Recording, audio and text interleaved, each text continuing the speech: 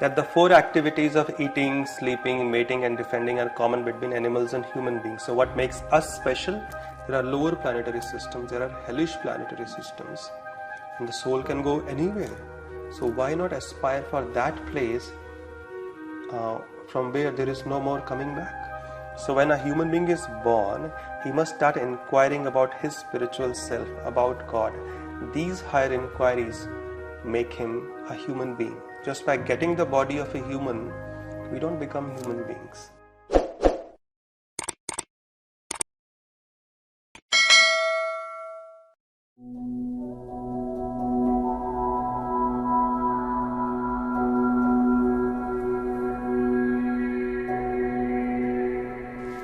Hello everyone and a warm welcome to a series of podcasts where we'll be catering to some of the most intriguing questions that will help us move towards living a better life. And we are in conversation with Nityanand Charandas Prabhuji, who has been with ISKCON Temple for the last 16 years.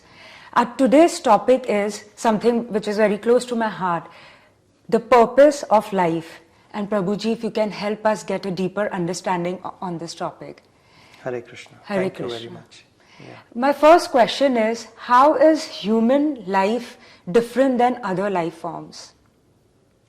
Well, Mahabharata answers this question, wherein it is said, Ahar nidra bhaya maithunam cha samanyam etat pashubhir naranam dharmo hi tesha madiko vishesho dharmen hi nah pashubhi samana. That the four activities of eating, sleeping, mating and defending are common between animals and human beings. So what makes us special? The special ability to practice the highest dharma, to ask the highest questions as in, who am I? Where do I come from? Where will I go? What is the purpose of life? Who is God? What is my relationship with God? And how do I revive that relationship? Why do I suffer even if I don't want to? And how can I put an end to this suffering? A human being has this prerogative, has this special facility which other species do not have. We have been blessed with the ability to make choices and the other species are not. In that way we are special, that we can inquire about the higher subject matters and make our lives, our future much better one. Okay. Yeah. So Prabhuji, it's okay according to you to be growing up having these questions in our minds and to be seeking these answers. In fact, when we start seeking these answers, that is when the human life truly begins. The Vedanta Sutra explains, Athato Brahma Jigyasa, that as soon as you are born as a human being, you must inquire. But inquire about what? About how to eat, where to sleep, enjoy, and just then go to sleep and eat, drink, and be merry. The inquiry should be about Brahma. Now, Brahma also refers to God. Brahma also refers to the soul aspect, the spiritual aspect. So when a human being is born, he must start inquiring about his spiritual self, about God.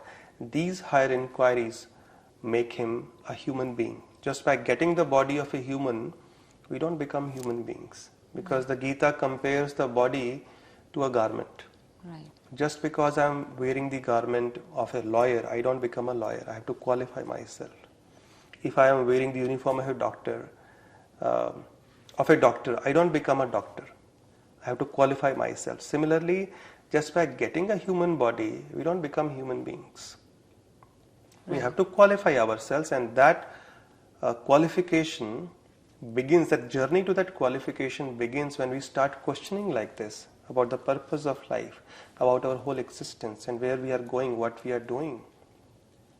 And this is what makes us special. This is what makes us human being.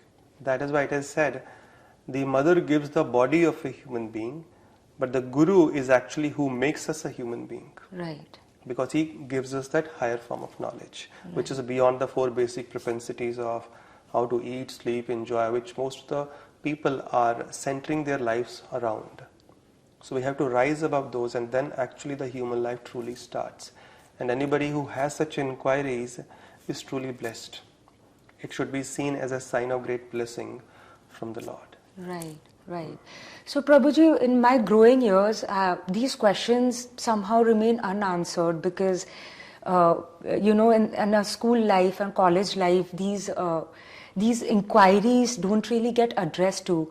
But there was this very burning desire in me to know that what are we actually made for. I'm sure there are many people like me out there, especially teenagers, who grow up wondering that, ye exams, studies, job, interviews, college, salaries, earning, marriage, ये life के अलावा भी कुछ life है क्या? Is there something bigger than this? Why have we come here? What is the reason? Should we be doing something higher than just, like you said, just eating, sleeping, earning, defending, and doing these things? So if you can please also to the younger generation, if you can specifically answer to them that how are they supposed to embark on their journey? How are they supposed to inquire? What path are they supposed to follow? And if they find that path, what is the procedure? What is the steps to embark on their journey? So yes, ideally this education about spirituality should begin at the age of 5. That's what our scriptures tell us. Okay. Because that's when the learning starts. If you see, we send our children to schools also when they turn 5. Right. Of course, now we have some preliminary education also that starts at an early age. Some play schools are there. 3, yeah. However, ideally the education, the learning process starts at 5. Right. And 5 to 16 or 5 to 25 is the time when we actually learn most of the things that stay with us forever. Right. So we have to deeply understand that life is simply not about making material advancement. It's also about spiritual advancement. Right. The scriptures teach us that we are not forbidden from enjoying life. We are not forbidden from earning money. We are not forbidden from accomplishing material goals. Right. But simultaneously, we should not forget, at the same time, we should not forget the spiritual goals. Life is not just about material advancement, but spiritual advancement as well. Because the first teaching of the Gita is we are spiritual beings, and therefore spiritual life is our natural life. Why do we see so much restlessness in the world? Because people have moved away from their natural environment. Even at a young age, people are going through depression. Yes. There is so much stress, anxiety in their life. It's like a fish. So the fish, the natural environment for the fish is water. If you take the fish out of water, you take it on a world tour, give it the best of cuisines, will the fish be happy? No. As soon as it is disconnected from its natural environment, the fish becomes restless. Right. Similarly, we have to understand scriptures are the manuals, and our lives should be based on the principles of these manuals, the guidebooks. How to live, how to leave this world, what to do when something goes wrong, how to respond to a particular situation. All these answers are given in the scriptures. And why am I saying that scriptures are important? Because eventually we will be judged, as they say, the judgment day. We will be judged based on the rules and regulations laid down for humanity in the pages of scriptures. They have the codes of conduct, and if we don't follow, there will be a reaction. So the most important thing is to stay connected to what is natural to us, to our natural environment, which is spiritual. Krishna says we are spiritual beings living in these material bodies. We are not these material bodies. Right. These are external designations which can change any moment. But we are actually living souls within the body, and therefore we are spiritual. And being spiritual, our natural diet should be also spiritual if we want to always remain strong. Imagine if you don't eat for 5 days, you become weak physically, externally. So if we don't eat food which is natural to us, because we are spiritual, that means if we are not connected to our natural environment, spirituality, in the most genuine ways, through a genuine process, then we also become weak internally. And then we don't have the strength to deal with even smallest of difficulties in life. The problem, the size of a mustard seed will appear like a mountain. Right. So fish, when it is back in waters, it is very happily swimming. Whether you give it something or not, the fish doesn't care. Similarly, we have to understand why there is so much restlessness Why there is so much restlessness in the world, it is because we are disconnected from the natural environment. We have to just get back and we'll see everything falling into place. Right. Then the difficulties, the dualities of this world will not be able to bother us as much. So it becomes easy to sail through when those inevitable challenges, trials and tribulations come into our life.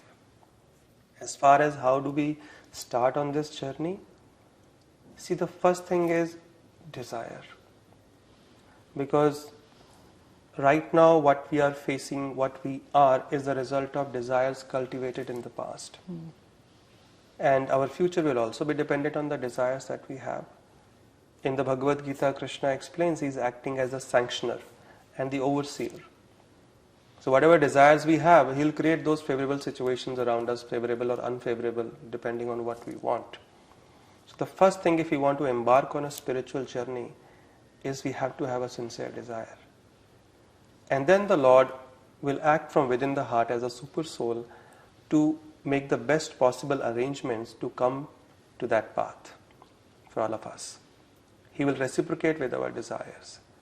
So why people are disconnected? Because the desire is lacking. Once you have a desire, there is a system created by the Lord within the universe. And even if you are sitting in the most remote corner of the universe, and if you have a desire that, my dear Lord, I want to embark on this sacred journey, I want to know you, I want to understand the purpose of life, and I don't know what to do, please help me. Even in that situation, the Lord will send somebody to guide us, or we will be guided to someone.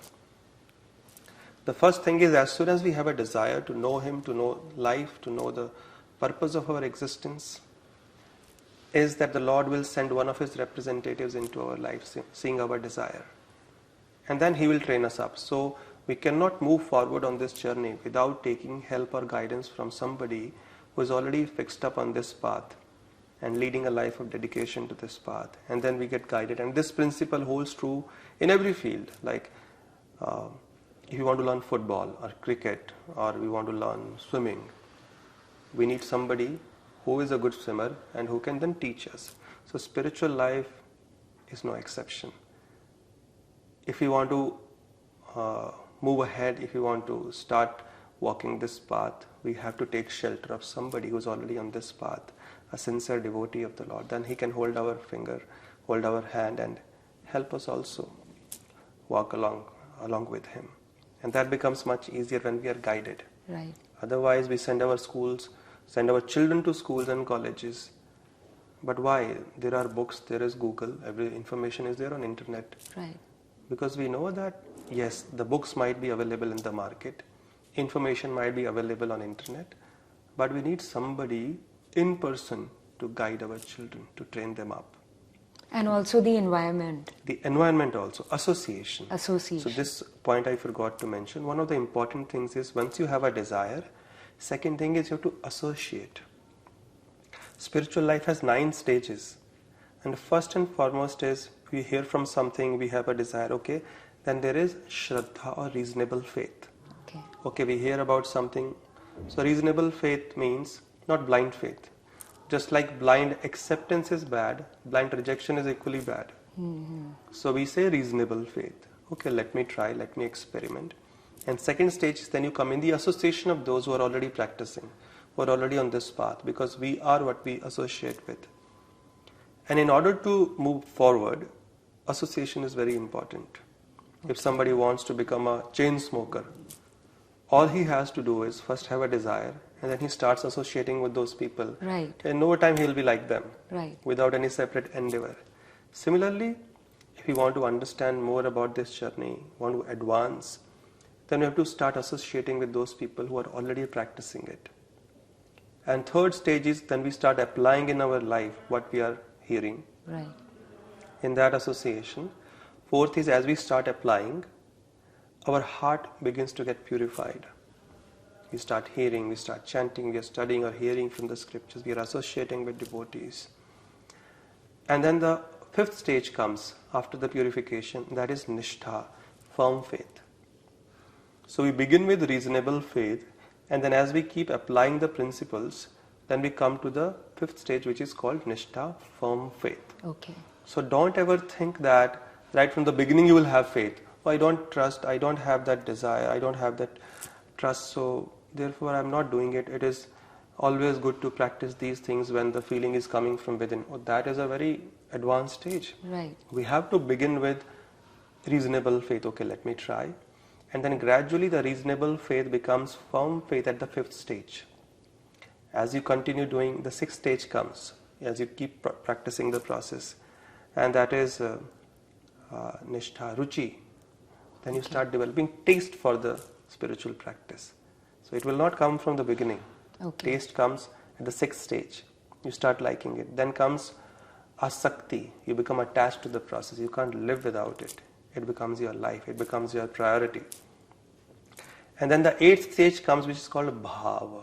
There are emotions attached. So that stage where people say, oh, अंदर से जब तक ये भाव ना आए तब तक ये चीजें नहीं करनी चाहिए. You shouldn't do these things unless you are having that feeling from within. You feel for it. That is the 8th stage. Generally, people use this argument as an excuse to escape this duty. Right. To escape this responsibility that we have to practice this life, which is our natural life. Right. And therefore they very conveniently use this, oh, andar se nahi aa raha hai, iske liye we shouldn't do it. We shouldn't force ourselves. No, we force ourselves when we wake up in the morning, when we want to lose weight. We force ourselves not to eat things which will increase our weight. Right. Right? We force ourselves. So we know when something is good, we have to resist some temptations and do it because it is the right thing to do. Yes. Even though it might not make sense in the beginning. So therefore we continue practicing that. Bhav will come much later. In the last stage is prema, love, where we actually start loving the process. It becomes our life and soul. So we have to begin with reasonable faith. Let me try. That means I will not reject it blindly, and if it doesn't work, I can always give it up. You can always give it up. But to give it up without even trying is foolish. So we start associating with those people, we start applying the process. When you apply what you are hearing, then you get realizations. Okay, this works. And when you get realizations, your faith increases. So this is the process generally. Wow. Getting goosebumps listening to this, Prabhuji. It's so interesting. I wish I got this knowledge earlier on, 20 years back, when I was still a little lost. But Prabhuji, also tell me, we spoke about how human life is different than other forms. Can you also throw some light on this, that how do we get human birth? You know, our human birth is so precious. Right. So what leads us towards getting this? So our scriptures explain there are 8.4 million types of births that the soul can get. Okay. The soul doesn't have birth. The soul can get these kind of bodies depending on the desires we cultivate. And it is explained after going through 30 lakhs of births. The Brahma Vaivarta Purana explains. You get a human birth. And it is extremely rare. So if the soul gets into any other species of life, it has to come to a human birth after going through all species. And then at a certain point the soul gets a human body. So therefore it is so special, so rare. Because only in human body are we blessed with the ability to choose, to rectify our karmas, to put an end to the cycle of birth and death, to regain our original nature, original home, the spiritual world. And we can put an end to this transmigration of the soul forever. So it is very, very rare, and once we get it, we must make proper use of it. If we waste it, then there is no more an unfortunate person than us. Just like a beggar, he doesn't have any money, then he gets some money. He becomes very fortunate. But then he loses it after getting it, he is the most unfortunate. Right. So we shouldn't fall into that category. It's a very special birth, because the opportunity to enjoy our senses, how to eat, drink and be merry, is available to every other species of life. Just that they're doing it in a different way, but not that the experience is any better.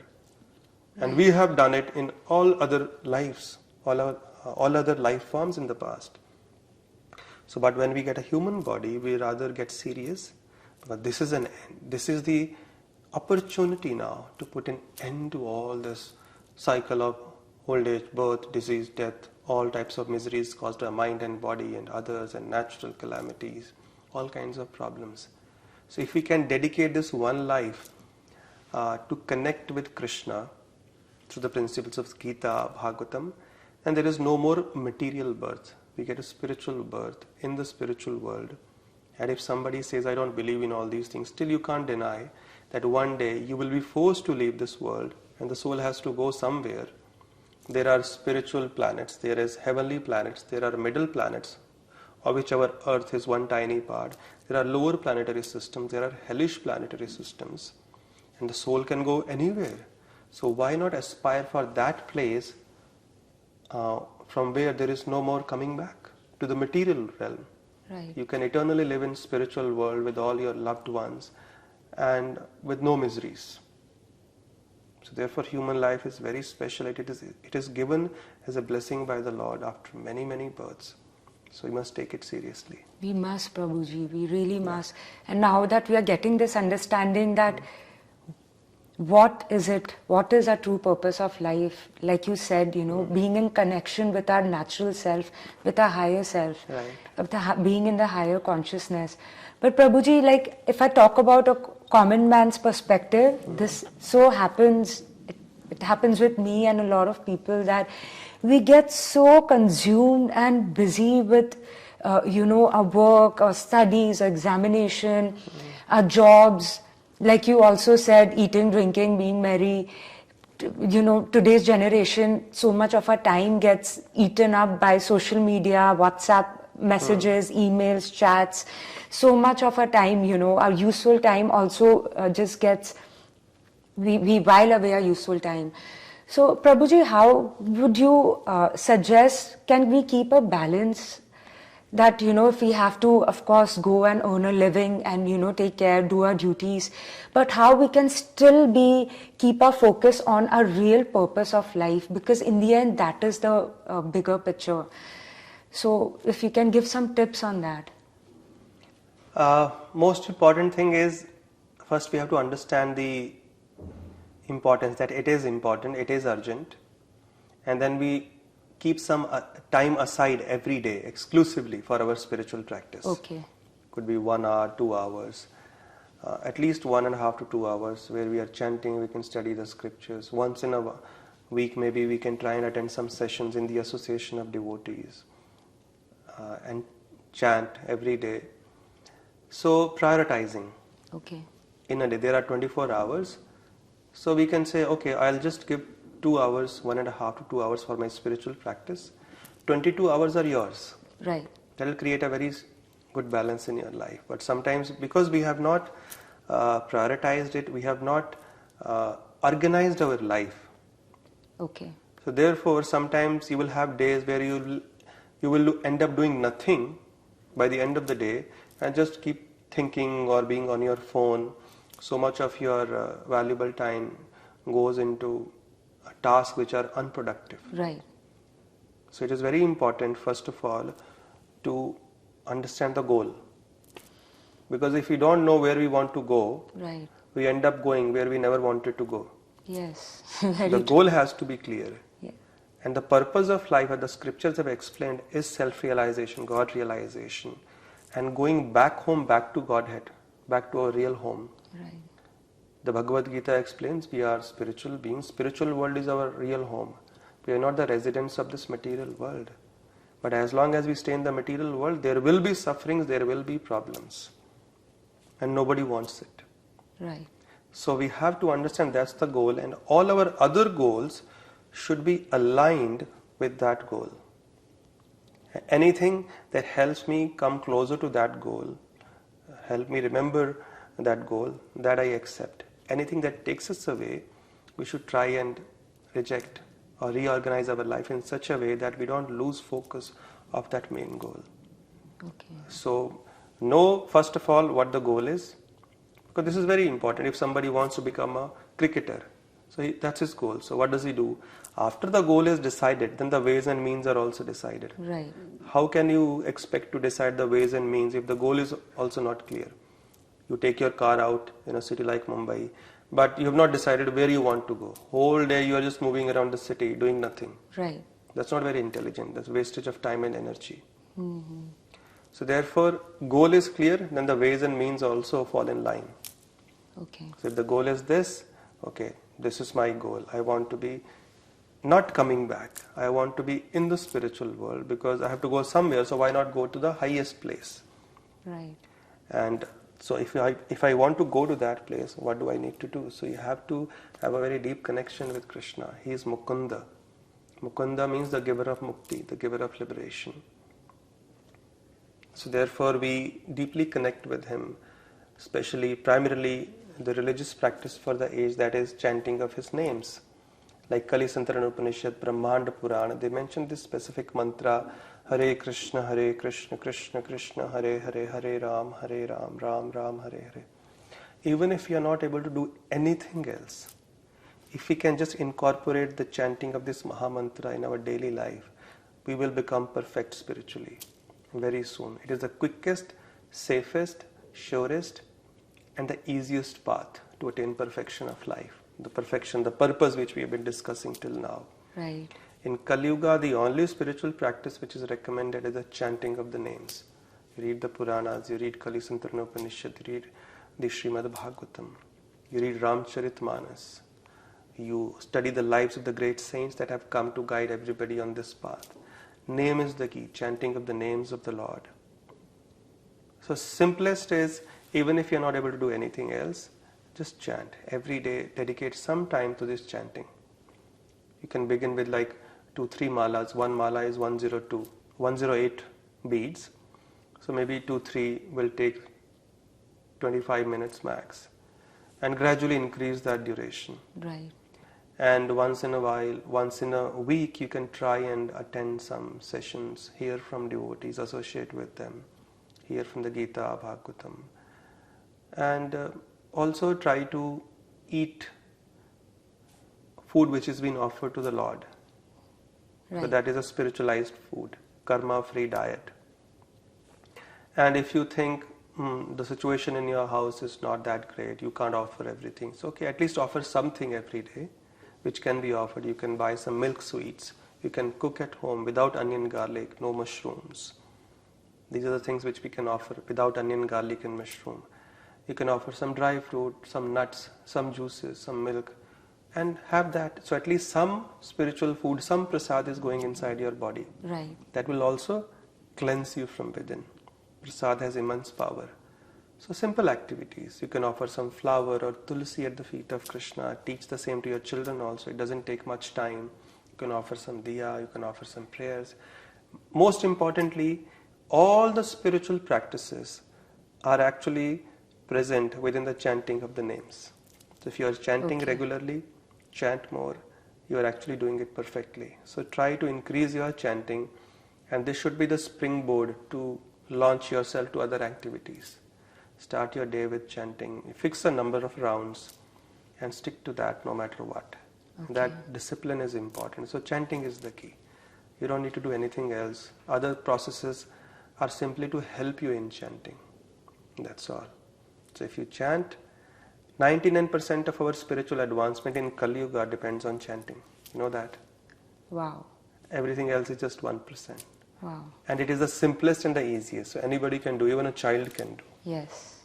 So you can simply focus on chanting, incorporate this, and associate with devotees to keep you inspired to chant, and that will take care of everything. Wow. Very nice. Thank you, Prabhuji, so much for your knowledge My that pleasure. you imparted with us today, and we we wish to keep this going on and cater to more and more questions in the coming weeks. So please stay tuned. Hare Krishna. And if any of you would like us to take up some topic or some questions that need to be answered that have been bothering you, you can also mention it in the comment section. We'll be more than happy to help you. Hare Krishna. Hare Krishna.